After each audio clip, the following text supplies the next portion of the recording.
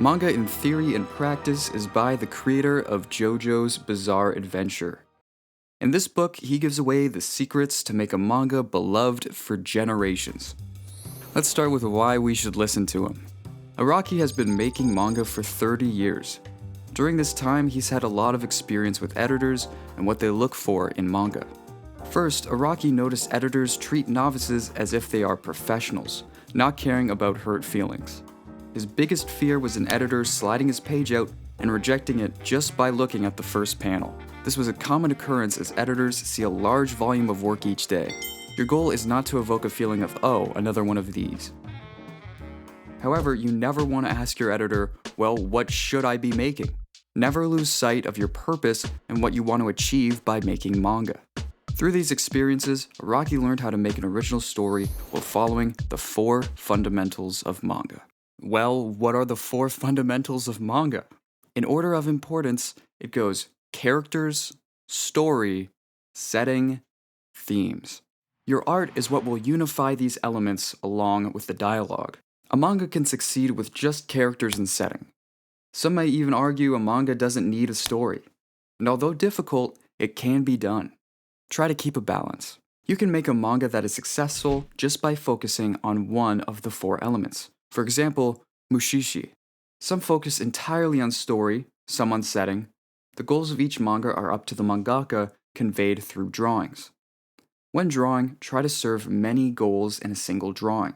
Just from a line of dialogue, you can learn a lot about a character. That in conjunction with their appearance can tell you their personality and circumstances from a single glance. Speaking of that, let's talk about making a compelling title. A title can lead a reader to turning the page on its own. The title is important as it should convey the content of the manga in a single look.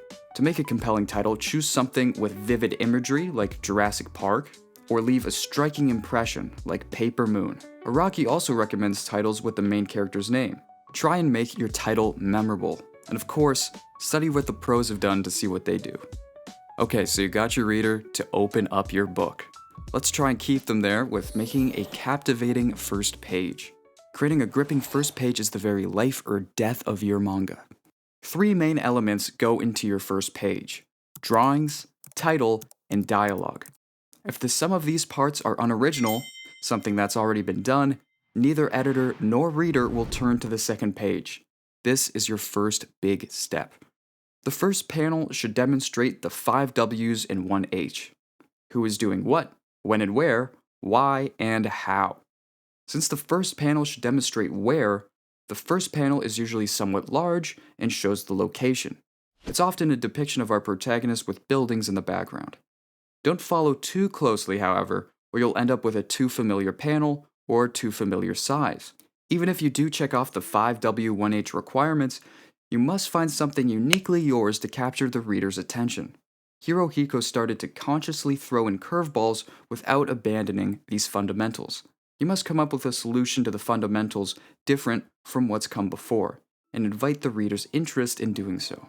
Alright, so what do you draw on the first page? Araki keeps it pretty simple here. He just gives a long list of pretty general topics that you can use to draw readers in on your first page. This is just to give you an idea. When drawing your first page, you must do so thoughtfully, thinking over every detail purposefully.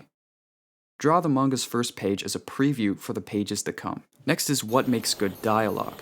Read popular manga's first pages and see what makes you want to read further.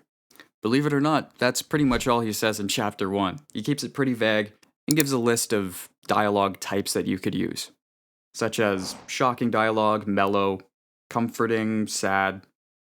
He'll expand more on this later on. This is again just to give you a vague idea. At the end of the day, what Araki shows here is simple.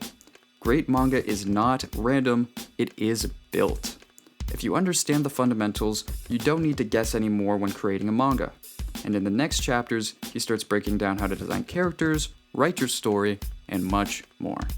If you learned something and want more, leave me a comment, let me know, and thanks for watching.